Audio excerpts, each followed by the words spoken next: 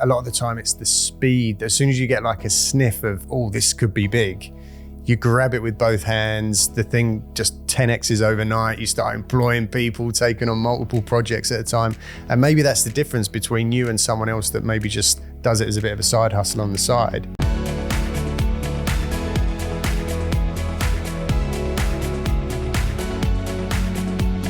Hey guys, and welcome back to another episode of the Airbnb Nomads podcast. And on this week's Property Education Masterclass, we're joined by the absolutely incredible Nicole Bremner. Now, Nicole's got pretty much too many accolades to list. Originally hailing from Australia, coming over to the UK, and now completing over 125 property deals, raising many millions of pounds in private investor finance, amongst so many other things. She's an author, she's a chartered accountant. I mean, the list of accolades just goes on and on and on. She's an incredible person and it's an amazing conversation, so make sure you stick around for the entire thing. Guys, if you get inspired by the show, please do consider following us and leaving a review. It helps us so much. Until then, get comfortable. This is a great conversation, a fantastic episode. Here we go. Nicole Bremner, welcome to the podcast. Thank you, Alex. It's been a while. I really appreciate your time. I appreciate you making the quite long travel to the studio today on this incredibly cold day. So thank you. It's always nice to do these in person. Nicole, you are... well, let me see. Serial investor, startup funder, multiple property owner, author, investor, accountant, so many things. I don't really know. I'm going off track. There's too many accolades to list. But your story is so impressive. When we get into exactly what you've done, you can obviously tell the story a lot better than me. The numbers you've achieved, the deals you've done, it's so inspirational to everybody, but also to women as well, right? That I want to get into in quite a big way because it's so inspiring to them to show what can be done. And from a standing start as well. No silver spoon, no, special anything, just hard work, grit, determination. It's absolutely amazing. So I had to get you on the show. So thanks again for coming. Right. So why don't we start? Just take us back a little bit and tell us a little bit about you and where this amazing story began. Sure. And I'm going to come back to something you said, which is a standing start. I did start with £1 million. So I will be very clear on that. Small start. Yeah, I know, because often people have said, well, you started with £1 million. Let's discount everything you've done. So I'll come back to that £1 million because it's relevant. But yes. Yeah, how it all started. Well, I was born in Australia. As you can Lucky probably you. hear, yeah, I have that passport always. On days like today, I wonder why on earth I am here. It's a little bit chilly warm outside. in here though, which is nice. So born in Australia at 22, I decided I needed to get out and see the big wide world. I then moved to Europe, to London, and I had previously become the youngest qualified chartered financial planner in Australia, and I moved to the UK with these big grand plans of being this amazing financial advisor, and realized that my qualifications were not valid in the country. I read that about you. Yeah, that was. Was that a bit tough. of a kick in the stomach? It was, because the industry hadn't even matured as much in the UK as it had in Australia. So we were still looking at insurance salespeople who were out there. At least they're on the ground giving people advice, but it was very much product driven, and now it's a different industry. So I went into banking, had roles at some of the top fund managers on analytics and building up big spreadsheets. I am a numbers person. I love numbers. I love spreadsheets. Oh, makes me shiver. So yeah, I did that, and then in 2007. We moved to New York, and in 2008, my eldest was born. Did you move to New York to hit kind of the banking Manhattan whole thing? Is that why you went? Yes. So my ex-husband at the time, not at the time, he worked at one of the big global banks. Goldman Sachs? No, he wasn't. So I worked at Goldman Sachs. You was at Goldman Sachs? Yeah. So he started out there as a global head of a sector. And so I came along for the ride, found out I was pregnant as soon as we moved there. Wow. Had my first child out there, which was just such an incredible experience. How was it for a woman in that environment in Goldman Sachs? Because it must have been quite male dominated. A lot of testosterone. Yeah, so I started the day that Lehman Brothers collapsed in September 2008. Yeah. So that was an incredible time because I just sat there feeling like a part-timer anyway, because I had a baby by then. So I was working 8 till 6, and everyone just thought I was a part-timer. All the women that were in top positions not only had full-time nannies and housekeepers, they also had husbands that were at home. Right. And so it was a really interesting eye-opener for me, realizing that with a partner who's got a very high-profile job, it just isn't going to work for both of us to do this. And Lehman Brothers collapsed, obviously. And so we started thinking about, right, we have to get back to Europe. We don't want to be stuck here in the US. We don't want all our assets to be frozen. Yeah. We didn't know what was going to happen. The whole banking system was collapsing at that time, if you recall. So February 2009, we came back to the UK, found out I was pregnant with baby number 2. And it was just going to be very, very difficult for me to go back into banking. So that's when I started to look around at, okay, what am I going to do? And we bought this dilapidated old vicarage that had squatters in it, had nice squatters in it. And they welcomed you when you came to the door? They did. No, they really did. I was having this conversation with someone recently, and they said, I can't even believe you're saying nice squatters in the same sentence. But they were making a political stand against all the empty properties in the time in the Hackney area. So they were squatting these any empty properties. Yeah. My property had been empty for decades. So they'd made it home, and 18 people, including a baby, were living in that property at the time. So as soon as we bought it, they went, fantastic, a family have moved in, we're moving out, good luck. Really? And they were lovely. I've got goosebumps now, because I even had packages delivered for them, and I'd just message them and go, hey, I've got some mail for you. And they'd come over and they'd go, oh, wow, look at what you've done with the place. It's amazing. They really, really were lovely So they people. didn't resent you at all for the fact that you bought their home and No, took not it at all. over? No, their point was that Hackney Council were leaving, I think there were about 850 houses that were empty in the area at that time. And the council, because they couldn't afford to refurbish them, were just leaving them empty. And so they were saying there are so many families on the waiting list for houses. So it was their way of making a political stand. And what was the reason for your vicarage to have been empty for so long? It was too big, and in the area, it had been owned by one of the local authority housing associations, the housing association, and they just couldn't keep up with the upkeep. Because again, back in 2009-10, Hackney hadn't started to go crazy. Hackney in East London. Gentrification hadn't kicked in. Yeah, so it was a relatively unknown area. And I guess it's kind of the reason why... Partly it's the reason why I had so much success, but it's also the reason why I fell so hard when I did, is because I rode this wave of Hackney, and I probably mistook a lot of luck for skill. And we can go into that. Yeah, I'd love to dig into that. And you talking about Hackney, it's really interesting for those who aren't, London based. Obviously, even if you're not London based, we all know that London's become its own basically economy, it's incredibly expensive. But my father, he was brought up in Stepney. Oh, wow. And when he was brought up, you couldn't give those places away. You couldn't. You literally would have to pay someone to come in and take the flat that my dad grew up in. But now that flat's probably, I don't know, best part of £600,000-700,000. Just come insane. No, you're absolutely right. So our neighbours, they were probably in their 70s. They had been given their house. Yeah. And we're talking a beautiful, big Victorian house. And then some other neighbours that were a bit younger had bought theirs for about £30,000. So the house prices in Hackney over that sort of time, that's 2010 through till 14, 15, it was the fastest growing borough in London or in the UK by huge amounts. And house prices went up by over 900% over a 20-year period. So I was really fortunate. It had nothing to do with me, of course, but I was really fortunate to buy in at that time, and a significant property as well. And then ride that wave and just buy more and more properties at that time and benefit from So it. when you say that you started with $1 million, was that what you made off of the vicarage, or did you have that to buy the vicarage in the first place? Yeah, so we were on a pretty good package in the US. So I won't go into exact numbers, but we're on a really good package. Yeah. This was before banking crisis. Things were very, very different in banking. Exactly. So we did really well. We also bought a flat in Clerkenwell before, which is also in Yeah. EC1 of London.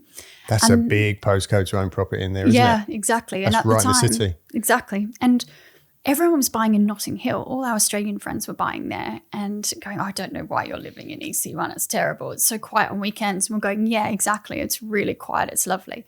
So we bought this flat for $420,000. When we came back from New York after 2 years, that flat was worth $860,000. So we sold it. And so I used that money, plus I used some other cash that we had to give me 1 million, or 1.1 million actually. And that was my first professional project that I bought, because then in 2012, I didn't know what property finance was. I knew about buy-to-let mortgages, but I didn't know that you could go to a commercial broker and get finance for a property. I had no idea about any of these things. I thought you could only do it cash. And my accountants at the time, they didn't know either. So we really did learn together. So yeah, I started with £1 million, or 1.1 million. And that first property I ended up renovating and selling for 1.8 million. And I think I made, from memory, a net profit of around 500,000. And this was just, oh my goodness. And it's even big money coming from a banking background. It's huge money. And yeah, it was a huge amount of money. And so I thought, right, we've got to keep doing this. And my husband at the time was, oh yeah, we've got to keep doing this. So I did. I kept going and going and going. And I did another one and another one. And then of course, I found this whole world of property online, and I started going on to all these various forums and meeting people and realizing that there were all these people that met up every month at various places and talked about property. And so I went along to Brendan Quinn's event. That was the first one I went along to, and it was a breakfast meet. And there were only about, 6 or 7 people there. And I just started talking about what I was doing. And he said, well, we really need to get you speaking at an event. And so that's sort of happened in 2013. And I started speaking at events. And of course, everyone wanted to be involved. So I didn't even know about joint ventures or how to take on investors or anything. Your profile immediately shot up. Yeah. Because you're speaking at events. Yeah. So how did you, you very casually kind of spoken about your first couple of projects there. But obviously at no point in the story up until now, there's been any mention of any kind of training or, where you've actually gone and sat in a classroom. So you were self-taught. How did you manage the trades on site? Where did the confidence come from to be able to do that, especially as a woman, in a very male-dominated industry? So where did that come from? Was that just inside of you already, or? I think to a certain extent it was. My parents had always built their own houses. My father still does dabble about with renovating properties and title splits and things. So I wasn't. You'd heard words. And, exactly. Yeah. I knew about the trades. Also, I was renovating the vicarage. And so I was introduced to a really good builder and his build team. And we just worked really, really well together. And I decided then to take on his build team as employees and for them to become my in-house construction team. So at one point I was directly employing 18 lovely Polish guys who worked on all my sites. And then we did client jobs as well. So I think at one time we had about 3 client jobs all around the East London area, plus we had my projects. So it really built up quite quickly. And I think that's probably one of my cautionary tales, is it built very, very fast. And that was because there was just so much money coming in at that time. And people and clients all wanted a part of it. Investors all wanted a part of it.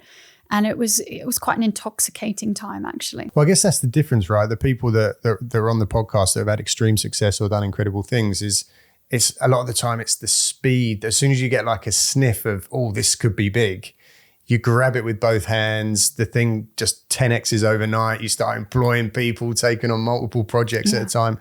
And maybe that's the difference between you and someone else that maybe just does it as a bit of a side hustle on the side. So it's an interesting mindset that you go straight in like that and immediately start hiring people. Yeah. I don't do anything by halves. So anything I do, I just do all the way. So I start yoga and I become a yoga instructor. I get interested in nutrition and I go and do a postgrad in nutrition. So everything I do it to the end. And the same was with property. I just went all in on it and built up my personal brand. I think I was one of the first people to do the whole personal brand in property. And that was in 2014, 13, 14, 15, when it all started being a thing. Launched a podcast in 2017. But I think in hindsight, it was all too fast. And in 2016, that's when the whole thing changed. And then by 2018, it really had changed. So, yeah. Well, it feels like a natural time to start getting into that. I mean, I know that you've done almost 125 deals up till now, which is just mind-blowing. And I'd love to talk about every single one and dive deep into the figures, but unfortunately we don't have the time. So where did it all start to go wrong? And maybe we can try and blend in some really big lessons to other people that are maybe just getting on their feet to learn maybe what not to do and then ultimately what to do. You know, that'd be really great.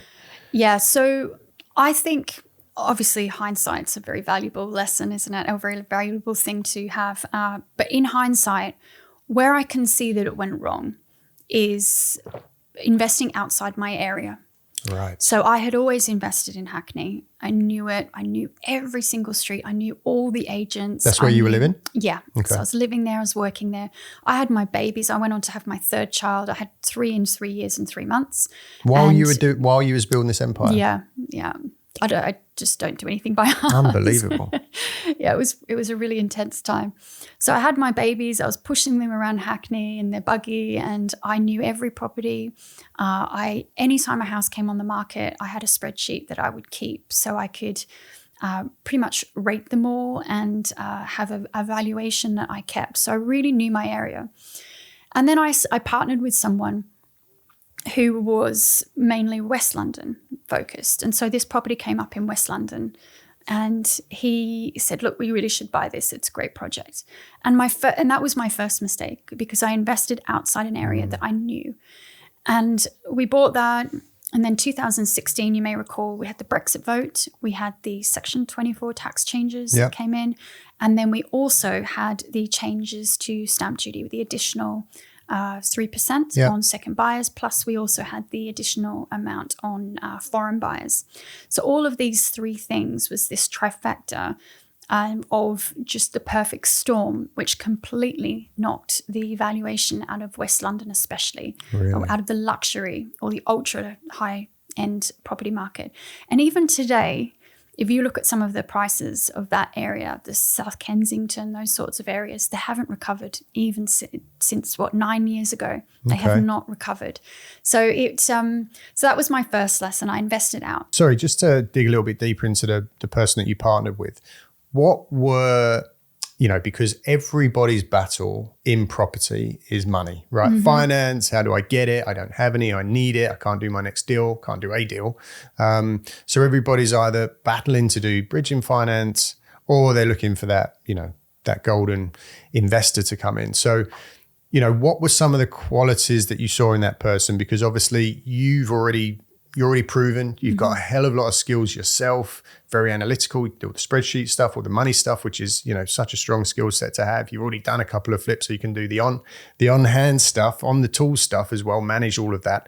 So why did you feel that you needed a partner, and what did that person bring to the table? Because it already felt like you had everything wrapped up. Yeah, I should have stayed like that. Right. In hindsight, again. So I'd done about, half a dozen properties, maybe 8 properties on my own, and plus all the client construction company projects. And I just wanted to go bigger. And they were bigger than you? Yeah, he was bigger than me, far more experienced than me, and had access to these much bigger sites. We did 49 flats in Luton, for example, and 22 in East London, in Clapton. So he just had access to a bigger team. He had a full admin team in the office that could run all of that. And I just thought, and the way it was sold to me is, you stick with what you do best, which is finding good deals, dealing with the investors and bringing the investors on board, and working on the debt finance as well. So the idea was that I would deal with that. His team would then deal with the admin, the project management, and their construction side. And I would deal with sales and interior design and things. So for me, it was this perfect opportunity because I got to focus on everything that I really enjoyed and handle the messier stuff over to someone else to deal with. And at first it worked really, really well. Well, for 2-3 years, it worked really, really well. And until it didn't. And how did you meet this person? Or how did they approach you or did you approach them? An architect introduced me. So I had a project that I'd exchanged on with an investor. They'd put money in. We'd exchanged contracts and we were about to complete, and the investor got cold feet and said, I'm not completing. I panicked, spoke to my architect, and she said, I know someone who'll be really interested in this. So she made the introduction. Right. And he came on site, said, yep, great, let's do it. And we did it together and it was very profitable. So it was, wow, this is a great partnership. Let's keep going. If you love to travel like me and you understand the power in escaping the money for time exchange trap, but you just don't know how to do it, then building an Airbnb consultancy business could be exactly what you have been looking for. Right now in the UK, there is a completely untapped opportunity through helping struggling Airbnb hosts by turning around their underperforming properties and generating you huge commission payments in the process. We are going to teach you all of the tools and all of the techniques that we've learned over the last 5 years through building our very own multiple six-figure Airbnb business, arming you with everything that you need to swoop in and save the day. Minimal startup costs, zero risk, and almost unlimited potential. Sound good? Welcome to the Airbnb Consultant. Contact us through any of the channels included in the studio notes to get the conversation started. Yeah, and some words of wisdom and advice, again, to people listening. You hear so many horror stories, right, about people getting into bed with other people they don't know, things going south, losing money, getting ripped off, scammed, whatever. So what was, obviously you're an incredibly smart person. What was some of the due diligence that you done on that person, seeing as you didn't know them before? Because you hear a lot of the time people say, only ever do deals with people that you know, trust, you spent time with, there's a relationship there. Anybody else, be very, very wary. So what was some of your due diligence that you did on that person? Okay, so spoiler alert, that relationship broke down. Interesting. So what was interesting though is at the time, I felt that we had done so much due diligence. We'd done all the company searches on him. We'd looked at all his companies, met his wife and him for dinner, met his children, we just really felt like we'd done enough. I think the lesson from that is that the construction company always wins. And whoever's holding on to the accounts always wins. Because if you've got the construction company and you're in charge of the accounts, you can make the books say whatever you want them to, can't you? So that's the problem, is like in gambling, the house always wins. In property, construction company always wins. And if your JV partner has the construction company and the accounts, it's not a fair partnership at all.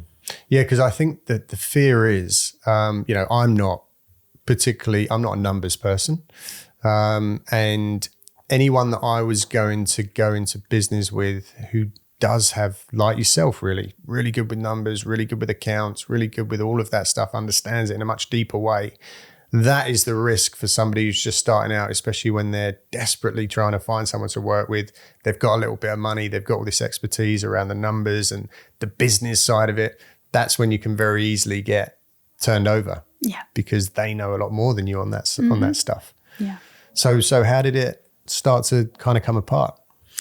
Yeah. So obviously there are ongoing legal battles, so I need to be careful what I say. However, it was just numbers started not making sense. And because I've got a finance background and I've built spreadsheets, I've analyzed companies, I thought things aren't working out here. Things are not looking right. So consulted another investor. He raised the flag initially, and that's when we started digging and just went, okay, things really aren't right here. So I raised the flag. I should backtrack and say that in 2016, I became very active in the crowdfunding industry because of all these events that I was going to. People were wanting to invest, and I felt when I was introduced to a crowdfunding platform, I thought, this is fantastic, because this is a way where people with as little as £500 can invest in these big deals that are only usually open to big developers. And I felt really passionate about that. And I felt like I was doing the right thing. And yeah, it's just a shame that things haven't quite worked out the way that we'd hoped, because it came from the right place. Do you know what I mean? I really felt like this was assisting people. Allowing everyone to have a little piece of the pie. Yeah, and I think it can still do that. I'm a bit jaded by it all, but I think that it can still do that. So that's when I had 169 investors across 6 projects that were crowdfunded. And it was 6.43 million that we'd raised from crowdfunding, which is the record, still the UK record today for crowdfunding. Some of those projects we raised 1.2 million in 18 minutes or something ridiculous like that. So there was just such huge demand for our projects. So I guess I got on my my high horse and said, shareholders, I have noticed some anomalies in the accounts. We now need to work together to make this right. And everyone just went, can you just be quiet? You're going to destabilize these whole projects. Just stop this director's dispute, get back there, work with him, and don't involve us. And I just thought, oh my goodness, I'm flying a big red flag here to say that there are problems, and no one is wanting to work with me. Why is this? So that was really, really tough, because that was saying we went into lockdown and there were just numerous shareholder meetings that were ugly. They were really, really ugly. And so it's been this huge process now from when the flag was first raised in 2018 that there was something wrong, through to, I guess now, when we're slowly starting to exit some of those. So yes, it's been a huge process. Unreal. Yeah, but I mean, huge numbers that we're talking about here. I'd like to dig a little bit into that crowdfunding, because that's interesting. It's not really something that you hear that much about. Obviously, it's there. You kind of know it exists. But it seems like people are predominantly, it's either traditional lending, bridging, or commercial finance, whatever you're doing, or it's, you've got to go out and find that investor. So how did you raise that kind of money in such a short time through this kind of crowdfunding platform? How does it work, and how did you break those records? Was it purely through having the best, most polished pitch deck, or what was it that gave you the edge? Yeah, I think it was profile. I built this profile online, and people came and met with me. I'm not a salesperson. It was, right, this is what we're doing. If you want to be part of it, you can. If you don't, it's fine with me. There are plenty of other people who want to. So there was never a hard sell. I was never standing up the front saying, right, if you want to come up, you've got to come up now with your credit card. I've never done that. I'm allergic to it. But it was just people seeing what I was doing and really wanting to be part of it. And I think also, and what saddens me now, is a lot of women got involved because they wanted to do what I was doing. And it's quite sad for me now that that's the way that it's turned out for them, because it's, look, again, another spoiler alert, it's not looking good for people to get all their money back, myself included.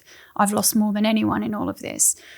But a lot of women were attracted to this because they thought, well, she's doing it, we can do that too. And I think maybe women trust other women more. For sure. So it's been a really tough journey from that perspective as well, being someone that was held in such high regard to then being someone that was viewed as being the cause of their loss of money is a really tough place to find yourself in. So I can tell that you carry a lot of responsibility and feel a lot of responsibility for that. Yeah, I do in a way. I feel that there are things that we could have done earlier to stop all of this. And even now, when I talk to some of the shareholders, I say, look, I blew this whistle so long ago. Had you have done what I said all those years ago, we wouldn't be in this position. But this was the decision that you made. So I feel like all along this process, I've said, let's do something. Let's take a different path. And that hasn't been taken. So while I feel sad, really sad about how this is all turned out, not just for myself, for other people, I feel that they had plenty of opportunities to make this right, and they haven't for whatever reason. And actually the shareholders who have worked with me we've come to a really good outcome on some of the projects. So that shows that what I'm saying is true. If they'd worked with me, we would get to a good outcome. Right. Okay. It's quite complicated, I know, and it's probably going to be quite hard for people listening to understand and to follow. But essentially, just to summarize what went wrong, when you own the construction company and you have the accounts, you can put through whatever you like in the accounts. So you can put through that, you can say that a project's going to cost 2 million, but then put 4 million through the accounts. Okay. And if you're running the accounts and running the construction company, where's the evidence to show whether that project's costing 2 million or 4 million, and that the extra 4 million that was, the extra 2 million that was raised, where's that going? Exactly. So that was being siphoned off basically into... That's my allegation. Wherever. Yeah. And obviously it's ongoing, so we can't say too much. But yeah, interesting. And just goes to show that, even someone with your, knowledge and skill sets and, analysis and due diligence, you can still get caught out. So it just really highlights, and you hear it so much. I mean, we were talking on the way to the studio, another incredibly established and smart person that got turned over. If it can happen to you, my God, it can happen to anyone just starting out, right? So it's a dangerous ground, and it's highlighted as well by the desperation to get going, when you're just starting out and need the deal. I've got the deal. I don't have the money. Someone comes along, and of course you're going to bite their hand off, right? If they show any interest. So it's really important to slow down. Yes. Think about it, right? Really, really great lesson. I'd like to try and break down exactly, I know I keep asking this, but I want to dig deeper into it. Like how you went from starting to what you've just explained, being on a stage, raising this huge amount of money in such a quick period of time, getting so many people on board, building this big brand in such a, and you've done it all so quickly. Like what were the tangible steps that you can kind of try and break down for us to someone listening at home who is just trying to get started, who's inspired by you, but at the same time is thinking, well, there's no chance I can ever do what you did. Like, what's some of the tangible steps that you think catapulted you to that point so quickly? £1 million, that helps. So, but that aside, you can do it with a smaller amount. It just means that the properties you do will be smaller and the pace that you grow at will be slower. Even in this economy? Because you rode the wave. I rode the wave at the start. Yeah, and I still am. I'm a little jaded by property. I'm not anti-property, but I'm a little jaded by it. And when I do see people out there saying, pushing the whole property narrative, it does make me cringe a little, because I think, oh no, property is a pillar of a solid, balanced financial plan, but it's not everything. Yeah. You do need those other pillars. Yes. When things go wrong, you need to have those other pillars in place, because all markets are cyclical. Property is cyclical. Stocks are cyclical. Bonds are cyclical. Crypto's are cyclical. It's all cyclical. So if you're just putting everything into one of those, when things are up, you're great and you're feeling really good. And when things are down, it's really precarious. There are so many boom and bust cycles in property, and property developers that are going out of business because they over leverage in those boom times, and then they can't sustain that during those bad times. So if people are looking to do property right now, I would say take a really slow and steady approach. Invest in your area. Just be really clear about the numbers as well. Actually, I came up with what's called the SAFER system for investing in property, and that stands for S is safer. So, strategy. So make sure you're really clear on your strategy from the outset. My strategy was always buy, renovate, sell, or build, renovate, sell. Build and sell. And that worked really well for me. But you've got to have your plan B, C, D, E, F, because sometimes things don't rent even. And I've had a situation where I couldn't even rent a property, and that was my plan B. So, okay, what's C? Went on, I did the whole Airbnb thing. What happens if you're not allowed to Airbnb? You need to come up with another solution for that. So really have a very clear strategy.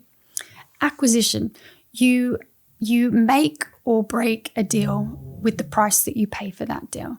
So I find that so many people are overly optimistic. They do up their appraisal and they come up with their GDV and all of their numbers, But that's a pretty utopian case. It's not a base case in the slightest. It's not even a medium case. So I think you've got to be really clear on those numbers and what they're going to be, and then add more and keep stress testing it, adding more and more until you can see at what level it will break. And I also find that people don't factor in their time. So if you could say, okay, I need to earn a modest amount, let's say 35,000 a year is the average income in the UK. So if you say I need to earn 35,000 and it's going to take you a year to do a property, you need to put that 35,000 on there, because that's a cost. That's your cost to that property. And if it's not going to make you 35 plus a margin, why are you doing it? You're buying a very low paid job. So that's some acquisition. The next is funding. How are you going to fund this? Do you have the money yourself? Do you need to go out and find a partner? Do you need bank lending? If you do, what's that going to look like? Is it going to be just a bridge or a development loan? What's that going to be? And just being really clear on that from the outset. And then again, exit. You've got to be really clear on how you're going to exit this before you even start. And again, it comes up to your plan A, B, C, and however that might be. And the final phase of this is the repeat. So should you do this again? Did it work? And just being, again, very honest with yourself about reviewing your strategy, reviewing those numbers and saying, well, this worked well, but this absolutely didn't. And I'd say most people, if they paused and reviewed what they did, they'd say, okay, I wish that I had not done that, because people tend to get a bit too optimistic about their numbers and take unnecessary risks. But to go back to your question, so I think that's the safer acronym that I've come up with for investing into property. There are always opportunities. You can look through Rightmove and find properties that are really undervalued, and rents are really high right now. The only problem is that buy-to-let mortgages are incredibly high, and the arrangement fees, 7%. Yeah. Oh my goodness. For sending a few bits of paper. I know. And I'm looking at one at the moment, actually, and I'm looking at, I think, 5.25% with a 7% arrangement fee. Yeah. And it's just not stacking at all. And yet I'm buying this property under its value, and I know the property, and and even then I can't get it to work because of that arrangement fee. Yeah. So if you've got cash, obviously that's a very good position. If you're thinking about a partner, think very, very clearly. This is a marriage, and you've got to go into this understanding that you could get divorced. So yeah, it's I don't want to be down on property though, but there are ways of doing it quite safely. It seems to be quite a common theme from people on here. You know, they love property. They also love making money in other things, and then parking money in property, not purely relying on property to make the money. Seems to be the big takeaway. But just to reflect back, part of the question, which is how you did it, and listening from an outsider's point of view to what you did and how it kind of went.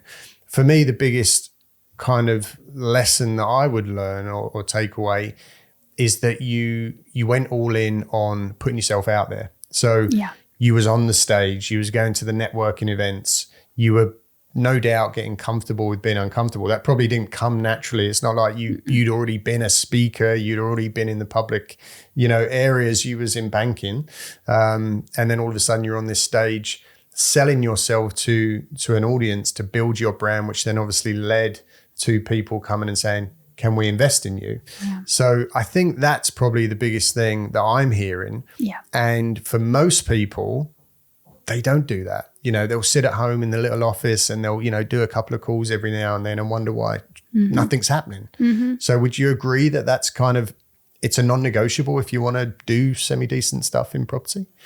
Yeah, I think so. And I was incredibly lucky. Not only did I ride the wave of Hackney and make a lot of money off the back of that, but I also rode the wave of the personal branding. I was right there in the forefront of that. It's very difficult now to set up an Instagram account and get to 50,000 followers. Yeah, tell me about it. Yeah, exactly. It's really, really difficult. And that's because the market's saturated. But there are still people doing it. James Steer, for example, he's based in Sheffield. He's a lovely guy, and he's doing a really good job. He started very small. He was doing jobs for clients. He was on the tools, and now he's doing bigger and bigger projects. He's built up a fantastic personal brand, and I watch what he's doing, and I really admire what he's doing, because he's doing it without the £1 million. He's doing it without riding the waves. He's just getting there consistently. He's online all the time. He's talking about what he's doing. Exactly. And people are interested. And he's doing a really good job. You should have him on the pod. I'll check him out. I'll check him out. James Steer, let's get you on. Yeah. But, you know, it's interesting what you say about, you know, the reason why you know about him, at least I think, and the reason why probably so many others know about him is because he's documenting every part of this process on social media.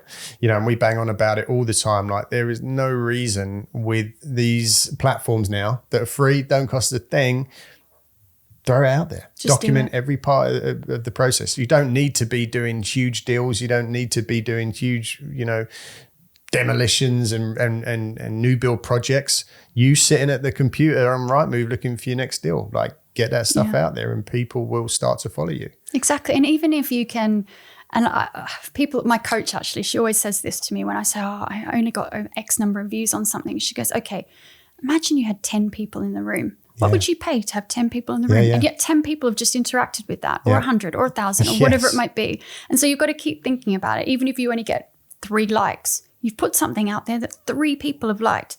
What would it be like to get those 3 people in the room? And that's the view that I take now, because it is much more challenging. But having a podcast, writing a book about your experience that other people can read, even if you only sell a dozen copies, it doesn't matter. You're out there getting your name out there and you're getting your experience out there, and people can find you and perhaps be part of it if that's what you want. Having that self-belief, isn't it? I mean, you've obviously got, you know, bundles of it based on everything that you've done, right? That's so funny. If only you could have seen me a little while ago. Yeah. Well, not today. That's the image that I'm picking up. I mean, how can you not to go out there and do everything that you've done? You can't do that and be a little shy, you know, hiding at home. You can't. It's just not possible. So I think, I don't know. What's your thoughts? Can you get anywhere by being a little introvert? Because I've seen it in courses before, and I've said this before, you know, someone's on stage, you know, hugely charismatic, confident, talking about all the stuff that they've done. And then you can see in the room, there'll be people looking at that person, incredibly inspired, wanting to do the same thing, paying money to learn how to do the same thing. But they just don't have the same personality traits. They're very shy, very introverted, can't look at you in the eye when you're having a conversation, can't shake your hand, you know, and it's like, how are you gonna, you've got to be like out there, you've got to be networking, doing deals, having conversations. Like, what's your thoughts? Can you learn that stuff? Or you can, and I did. And so just 2 things. First of all, I hid at home for 5 years. When this all unraveled, I hid. I went through a really tough time because I did take on board a lot of the responsibility for this. And it was a really, really difficult time. And so from 2019 until quite recently, I was at home just, I guess, licking my wounds. And it's only more recently, probably in the last 12 months, that I've come out from that. And I thought, why am I being apologetic? What have I actually done? I haven't done anything. And I've worked with an amazing coach who's sort of got me back out there and doing things and encourages me on a daily basis. So thank you, Olga. But I've had to almost relearn this confidence again. And so, yes, you can learn it. So to go back to where I was convinced by 2 friends to do the KPI program with Daniel Priestley. And at that time, when I did it, I took on board everything that they were doing, that they taught, but I actually couldn't even ask a question in the room. I was so shy and I'd lost so much confidence because, again, I left banking and then I had my children, and I was just, my life was just very insular. It was just, I had my builders that I dealt with, but I didn't really deal with anyone apart from my children and the builders. So I just didn't have the confidence. And then I was invited to speak at this event. And I thought the absolute worst thing that could happen is that people feel sorry for me. I don't want anyone to pity me. I want them to think, okay, that was a good speech. So it's probably quite funny, but it took a lot of time just looking at myself in the mirror going, you are confident. You have this. Do not let people pity you. You must get up there and you must deliver. And it wasn't easy, but I did it. And once you do something and you deliver once and you get the adrenaline and all the various hormonal spikes from that, it's quite addictive. But my point is that if I can go from being the person at KPI that couldn't even put their hand up, and Daniel Priestley always says this about me, that I was the quiet one in the corner, and now look at me. But if I can do it, anyone can do it. And I wrote about this in my first book, actually, that I just couldn't even leave the house. It just wasn't me. And I learnt to You know do what this. I think makes that worse as well is when people are already looking up to you and you've already done big things and people are like, oh, I can't wait for Nicole to get up and speak. Like, she's going to be awesome. She's done all this great stuff. And you're sitting there thinking, I don't know if I can do this. I'm going to be awful. I'm going to, embarrass myself. So it's almost worse if you've got a presence. Yeah. There's these expectations. Yeah, no, that's very true. And that's probably some of my fear now. So I was invited to go out to Saudi. Right now, I should have been there 7 days ago. So I was invited to Saudi. I was paid they were offering me. You cancelled it all for this podcast. Yeah. So this just shows you how I have self-doubt too. So they were paying me a massive fee to go out there and host an event, a day of this event for property crowdfunding, also for prop tech. Anyway, I cancelled. I thought, who am I? Who am I to go out there and host this whole day? And Right, you've done compare this whole day? 125 deals and written books and made millions, and I regret it now. And while this was on, I was watching it on and just thinking, oh, why did you do that? Why did you talk yourself out of it? But all of us have these moments where we do talk ourselves out of things to our own detriment. yeah. And I could have been in Saudi last week presenting. And the feeling that I'm sure you'll attest to of what you're going through now, of the way you feel about yourself for not following through is so much worse than the worst possible outcome that would have happened if you'd have gone. Yeah. Which wouldn't have happened. It would have been amazing. Yeah, no, exactly. So everyone has self-doubt, and I think you've just got to get over yourself because the only hurdle you've got is yourself. So just get over yourself. And I think that's really comforting, for everybody to hear that someone that's done what you've done still has those doubts. Yeah. Because it's so easy to pedestalize people that have done amazing things and compare yourself. So to hear that you're also struggling with that is great. And, and thanks for sharing that, probably wasn't the easiest thing. But I hear it a lot on here, people come on, they've done incredible things. And sometimes it's only after, once we've listened to the story, and sometimes I've reflected back some things that after they're like, I've done some pretty cool things, I didn't really realize. So let's move on to a little bit more present time. I know that there's so many other things that you're doing aside from just property. So what's some of the other stuff that you've got going on? I love this idea of multiple streams and not relying on one asset income, so what else do you do?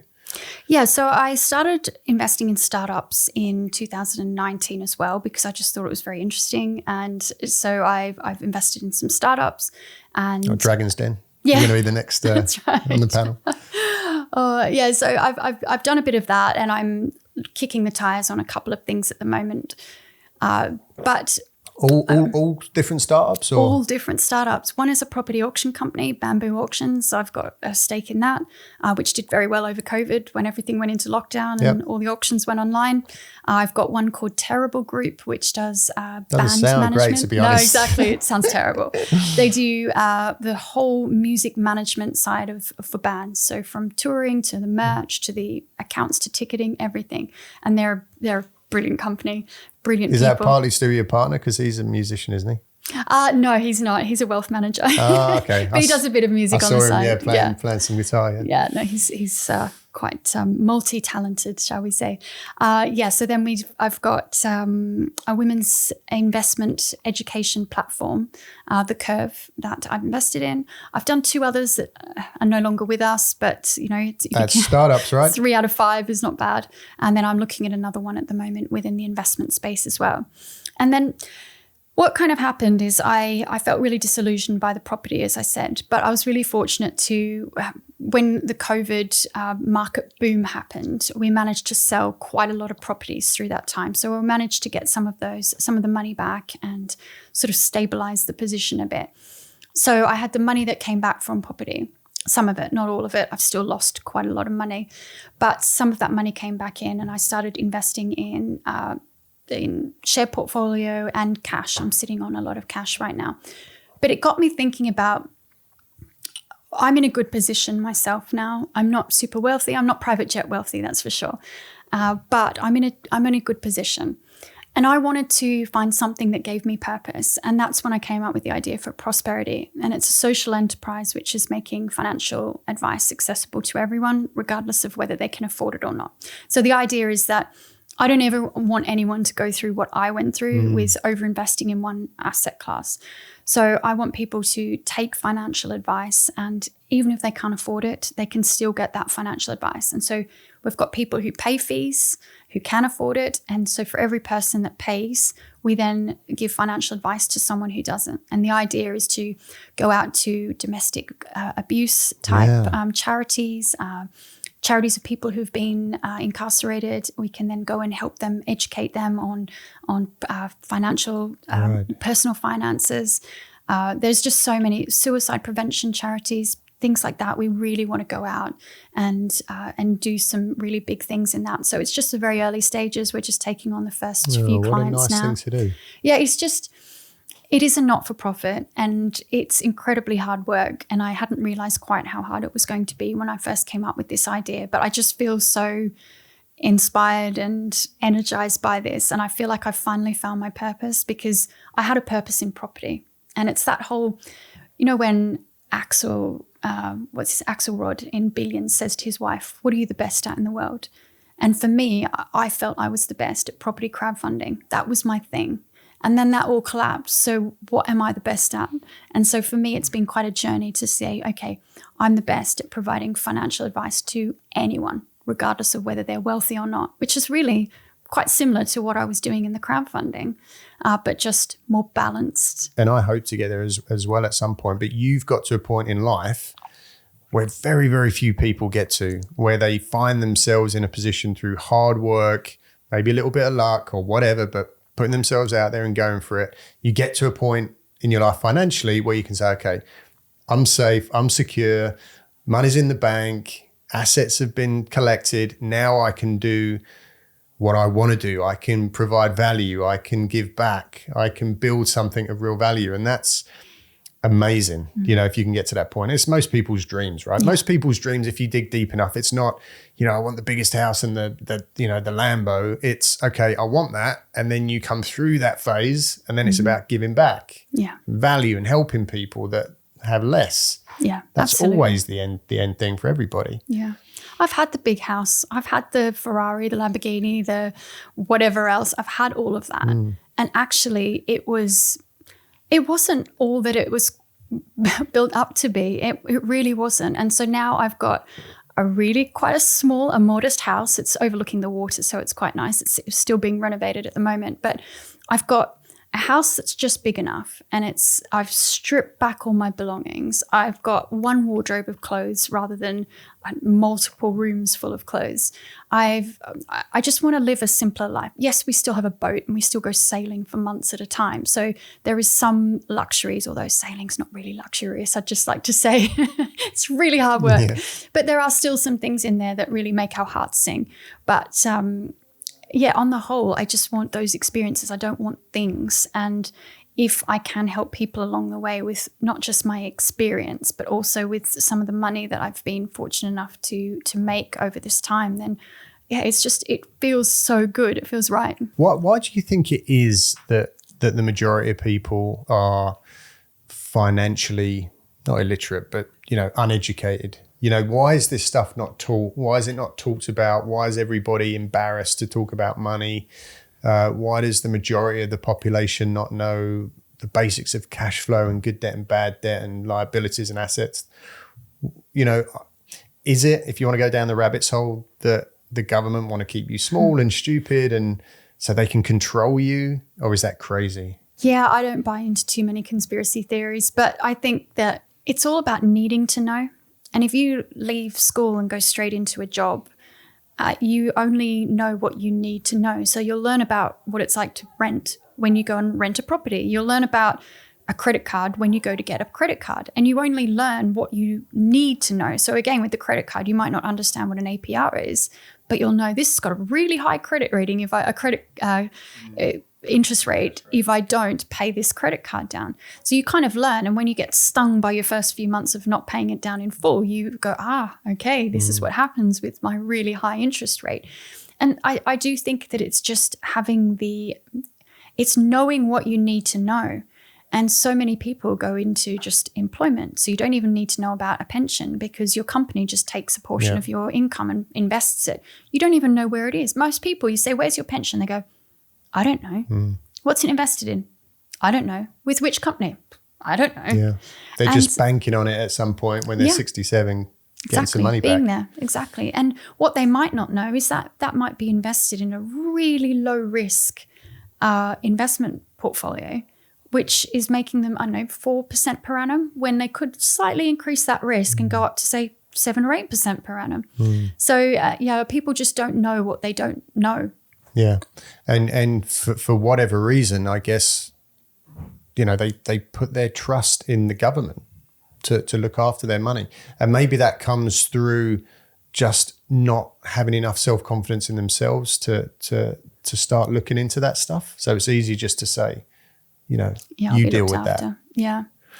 It's interesting though, what I'm finding with my one-on-one coaching and then the group coaching that we're doing is so many people, but women especially, have so much guilt and shame around decisions that they've made around money. And I've got women in their sort of 40s, 50s, 60s who have made these decisions in their 20s and 30s that are still having repercussions now, whether it be romance fraud or investing in something that went wrong or not investing at all or allowing the man in their life to run the money and then they get divorced, whatever it might be. But women they carry around just so much baggage as a result of this. And I never realized, I'm a chartered financial planner in Australia. I'm not here. I'm working towards that status here at the moment.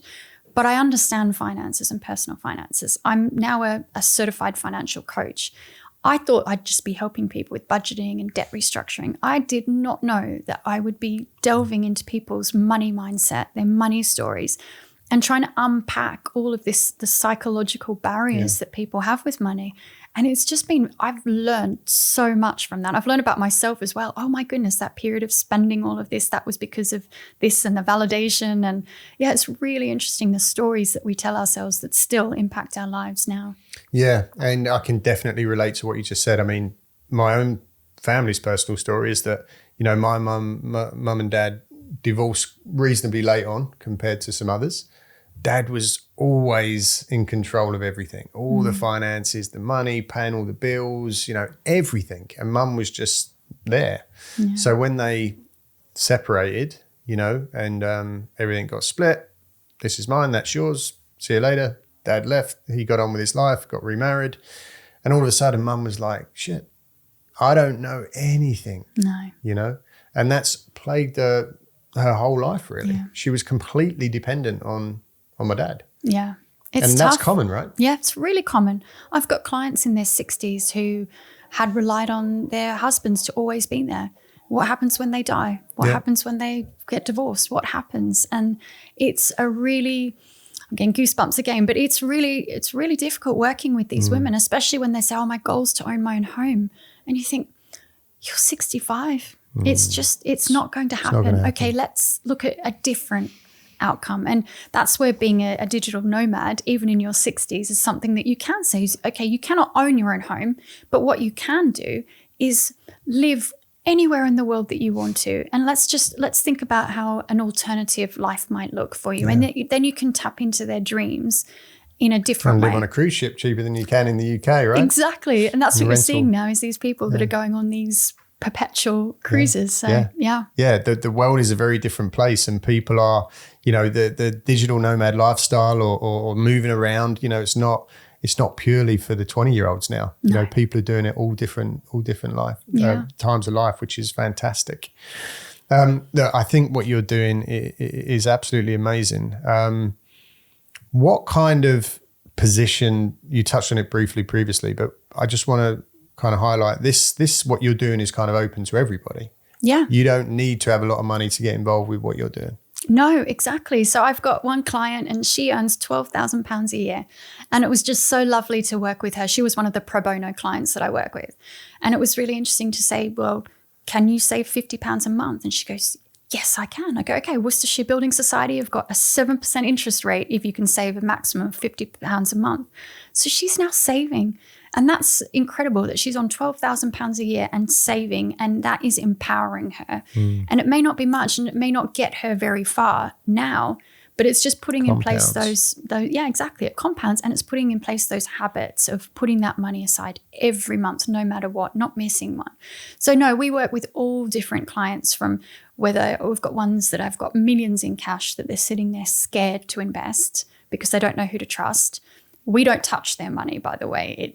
We don't make any of the decisions. I don't even know where their money is held. It's all just very much empowering them to make their own decisions and making them feel confident enough to make those decisions, but informing them of how to do it. Absolutely love that. And like I said, there's so many different people out there that have a need for this. Yeah. To just be, a bit of mentoring, a little bit of hand holding, a little bit of guidance and some advice. Because, people say, oh, it's all available online now, you can look up anything you want. But it's almost worse now, because you go on Google and you write in, how do I invest? And you get 80 billion results, and you just close the laptop again. Do you know the perfect example of this is completely off topic, but it's diet. Okay. Yes. So you think I'm a nutritionist by training. Is there anything that you aren't qualified in? No, well, this is what I do. I'm going to become a chartered financial planner in the UK soon too. So I'm working towards that. But hopefully by January, I'll finish my first I'm happy if I can finish a book. I'd like to finish a book too. But with nutrition, you think, okay, should I be vegan? Yeah. Should I be paleo? Should I be this? Carnivore, should I be that? keto. Red meat's bad, red meat's good. And you just think, oh my goodness, what am I supposed to do? I'm supposed to fast. I'm not supposed to fast. Nuts Just are eat good. eggs. Nuts are bad. Thank you for buying me a packet of nuts before we came on. I obviously think they're good. But it's just so difficult. And the same is true for finances. Should we be investing in gold, crypto, property? Do you know what the answer is? All of the above. And sometimes, I'll just give another little example. I had a client come to me and she said, I've just inherited $25,000. She's got a couple of kids that are still at the age where kids still like you. So sort of before 16. Yeah, exactly. Before 14 maybe. That's right. They've got a mortgage. And she said, I don't know what to do with this $25,000 that we've inherited. So if you were a financial planner, you'd pay down debt first. That's what you would have to say. Okay, pay down the debt, put a little bit of money in your emergency fund. Boring. As a financial coach, I can do things a little bit differently. So what I said to her is, okay, if you put that on your mortgage, it's going to be what, £35, £40 a month, and you won't even notice a difference to that. What if you took that $25,000 and you bought the most incredible holiday for you and your family, and just go away for 3 weeks, spend every last penny of that money, and have a life-changing experience for you and your children? That would make a real difference in your life. And she just went, wow, I'm going to do it. And I said, do it now while your children are 10 and 12, or they're younger than that. They still like you and they still want to go on holidays with you. And that's going to make a difference to their life. Paying down their mortgage is not going to make that big a difference. That's still going to be there. So I think that being a coach is just, I find it's a much nicer way of working with clients. It's an interesting way of looking at it. And it's something that I've got a buy-to-let portfolio, that ticks over, doesn't really do much for me. It's great for the future. Mm-hmm. But I'm one of these people who's very much like, I hate to be cliche, but like, you can walk out and get hit by a bus tomorrow. Lots of people I know, fit, healthy, that are getting awful diseases, and, it happens. You never know what's around the corner. So there is part of me that's like, why don't I just get rid of all of that shit and just cash in and just have a great time and enjoy the money now, as long as I'm confident enough that, I'm going to be able to always look after myself and maybe collect more assets and another avenue stream, whatever. I don't know, like, what's the right thing to do? Is it play it safe? Imagine that you're going to live till you're 90 and then, you have to have this pension pot? Or is it like, no, screw it. I'm going to spend it now, enjoy it now, have fun now while I'm young, while I'm fit, while I'm active, which I kind of do anyway, but it's like I could have more fun with more money. Yeah. Yeah, and the answer is probably a combination of that. It's probably to diversify a bit more into different income streams and live a little while you're still young and fit and healthy and can do it. And, you know, you've still got those assets that will continue to grow and provide for your later years when you can't do it. Once you hit 70, 75, you can see this in Paul, my partner. He says this. He's got 3,500 clients that he's currently working with and has worked with dozens or hundreds more over his 30 years of being a wealth manager. And you can tell at around 70, 75, 80, depending on the age, you just cannot do things anymore. And so, yes, you need to provide for those later years because you might live to 100, but not to the same extent. Exactly. So you've got to try and do everything you can in these years. And I'm 46 and I'm thinking, wow, I've got 20, 30 years left that I can still do these things and still ski and sail. Yeah, that's the difference. It's not how many years do I have to live. It's how many quality years do I have to do cool stuff. Yeah.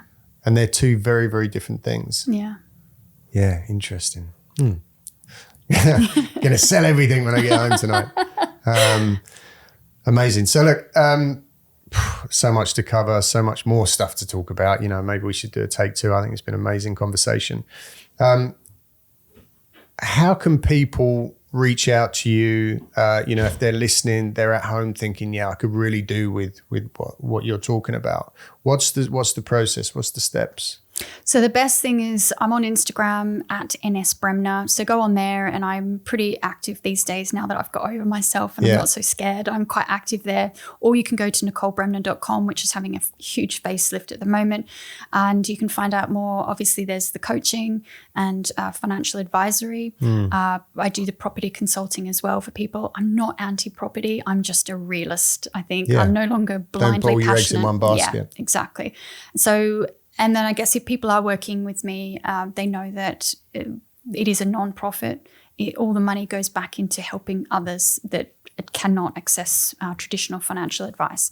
So it should make them feel good about that. So yeah, we do that. I've got a group coaching that we're doing. It's very small. It's in its beta test phase at the moment, but that's lovely. It's a really lovely supportive group where we're exploring things like money mindset and those pesky blockers that are in your head that stop you making the right decisions or feeling good about the decisions you're making, goal setting, and then we'll go into very practical things as well. So that's really nice. I've got my podcast is being relaunched on the 3rd of January, and that's under the new name of the Prosperity Podcast. Okay. And I have a new book coming out earlier in the year as well. And the working title is Bricked It, How to Lose Millions in Property. But Fantastic. I might change that because all these property people are going, no, please don't do that. And didn't you write this in like 13 days or something? Yeah, so my first book I wrote in 11 days, and that was called Bricking Some might call you It. a high achiever. I'm just thinking, just throwing it out there. I must have ADHD. I'm sure I do. I've definitely got ASD, but yeah, ADHD. But once I fixate on something, I just have to get it done. So yeah, same with the second book. Don't people spend like a year writing a book normally? Yeah, but they're procrastinating. Yeah, if why you not just just do in it. 13 days? Yeah, well, there's a system to writing a book. So if you follow the system, then don't sleep. Not even that. It's just I wrote mine while skiing, the first one, because I would ski from 8 till 11ish each day with my family. And then while they continued to have lunch and ski, I came back into our apartment and just wrote the book until they were all hungry again at 7, and then had to stop and be mum and do all those things. But yeah, anyone can write a book, and I recommend that everyone does because everyone's got a book in them. Yeah, I love the idea of writing a book, to be honest. Yeah, maybe I'll have to dig into that too. Yeah, summarize all the interviews that you've got from all your amazing interviewees. That would be a pretty cool book, actually. That's a really good idea. So, couple of last questions as we think about finishing up here. Going back to the beginning, if you were starting over from scratch today, so, you know, you've got the standard 9 to 5, you got a couple of kids, you know, you got the mortgage, your back's up against the wall a little bit, like unfortunately the majority of people. Yeah. What's your number one kind of go-to thing or tip or technique that you would implement every day in order to try and get ahead a bit more? I think there are probably 2. One is just start saving. It doesn't matter if it's £50 a month. It doesn't matter what it is. You've got the magic of compound interest that will grow that. So just start. And even if you decide, it doesn't matter what asset class you decide to go into, you need to have some money to go into it. So just start saving right now. And number 2 is educate yourself. And some people like courses. I'm not one to go along to courses generally. Sometimes I have. But educate yourself. Read books. Follow people on social media who you admire and who you think, I'd like to do a bit of that. And just see how they live and what they're doing. So so 2 things. Just start investing. As really, really small, but start. And be consistent and start educating yourself. Okay. Yeah, good advice there. And mindset, which is the pillar, right? It's the foundation of everything. You've obviously got a very strong mindset. You know that you can go out there and do something. You give it 110%. You smash it out of the park. For most people, they don't have that level of confidence. Life beats you down, as you're going through just trying to survive. So what's your kind of advice for someone who, again, they're like, I'd love to do what Nicole's doing. I've got to sort myself out, but I'm just terrified, like you was. Yeah. Is it standing in front of the mirror doing your what is it, affirmations? Yeah. Is it journaling? Is it I don't know, exercise? What's the hack? Yeah, it's being consistent and whatever you pick. So journaling doesn't work for me. I've tried it, just doesn't work for me. I get too bored with my own brain. Meditating as well doesn't work, but exercise is key, and it's just being incredibly consistent with that. But I think there's so many ways of educating yourself about mindset online. As I said, I've got that group workshop, which is group coaching, which is $9.99 a month. So we're not talking about huge amounts of money here. We can really affordable. Group couple of cups of coffee, right? Yeah, exactly. If that. So that's something that we do, and I've got 2 coaches in that group as well that help with the actual coaching, because they're proper coaches. I'm a financial coach, but I'm not a coach. So we've got 2 coaches in there. You probably will be in another year. I'll stick with the financial coaching. I've got so many exams to do at the moment. My goodness, but. So we can really help with that mindset, and that's helping people. But yeah, read books. And I would say the biggest thing that people do wrong is they read self-help book after self-help book after self-help book without taking the time to stop. Implement. And exactly, just implement what you're learning. And it doesn't matter, all these self-help books, every single one will work if you just do the stuff. Yeah, and do the stuff you read about. That's a good point. Normally you finish it. Next. Yeah, exactly. Like, and it's this race. And people go, I read a book a week. Well, fantastic. Yeah. You're reading a book a week. How's that working for you? Well, now what have you done? Now with the apps, you can read, what is it? It gives you 15 minutes of different, it's like, come on. It's ridiculous. Too much. Yeah. Right. Lastly, very last question. What's the end goal? What's the drive? What's the end vision? What's the exit game here? Oh, I've got really big ambitions for prosperity. So I want to have a whole team of coaches that work with us, coaching people all over the country and world if possible, but mainly just sticking with the UK. And on a pro bono basis and a paid basis, so that we can really help fill this financial advice gap that we have here in the UK, where just so many people can't afford financial advice. So my goal is to plug that gap.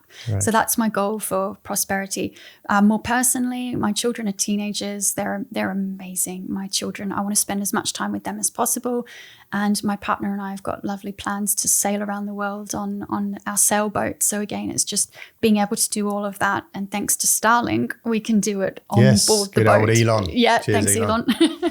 Changing the world one day at a time. Yeah, so that's it. Just to keep us fit and healthy and on my game for as long as possible. Yeah, man, it sounds absolutely idyllic.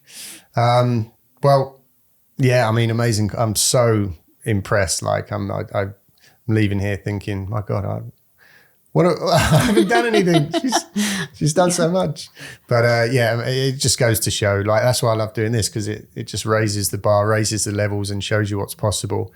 We've all got the same time. It's just a matter of what you do with it. And you've done everything already and you're still young. So very inspiring. And what you're doing with prosperity is amazing, giving back. And yeah, definitely hook up with Sarah. She's in the same field. Right. We are going to put all of your show links and all of your social handles and all of your website links and all that stuff into the show notes, so you can get in touch at the, if you want to reach out to Nicole, she's doing some incredible things. I really, really appreciate you coming down. I know it was a long way, so thank you so much. And keep smashing it. Thanks for everybody for listening and watching at home. And until then, we'll see you next time on another episode of the Airbnb Nomads podcast. Thanks for listening. Take care.